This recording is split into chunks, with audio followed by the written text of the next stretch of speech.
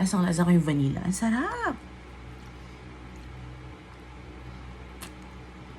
At dahil may natira nga ako whipped cream ng bagong taon, gagawin ko ang ice cream bago pa masira. Dahil sayang naman yung whipped cream, hindi natin magagamit. At ito na nga, meron nga ako nakuha pang 3 cups of whipped cream. Gamit ang aking hand mixer, 3 minutes ko siyang minix hanggang sa maging thick ang kanyang consistency. Ganitong thickness ang kailangan natin. Then, naglagay lang ako ng isang latang condensed milk. Kahit anong brand pa yan, pwede.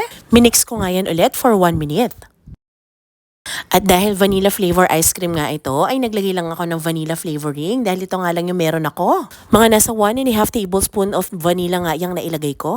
Then, minix ko lang yan ulit for 2 minutes. Bet na bet talaga ng family namin yung ice cream, lalo ni mga anak ko. Kaya nung nakita ko may natira pa akong whipped cream, ay walang kaabog-abog. Naisip ko agad gumawa ng ice cream.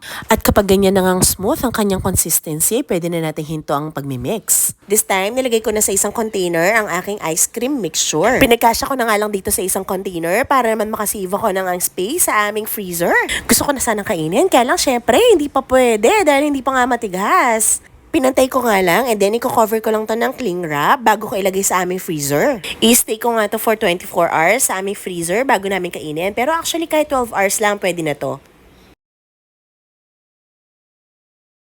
And after 24 hours nga, ayan na, matigas ang ating ginawang vanilla ice cream. Gumamit nga lang ako dito ng aking mini ice cream scoop para naman talagang ice cream ang vibes. At syempre, dahil nga ako ang gumawa at ako ang nakaisip gawing ice cream, yung natira naming whipped cream, ay ako ang unang titikim. Okay, kain tayo ng ice cream na ginawa ko.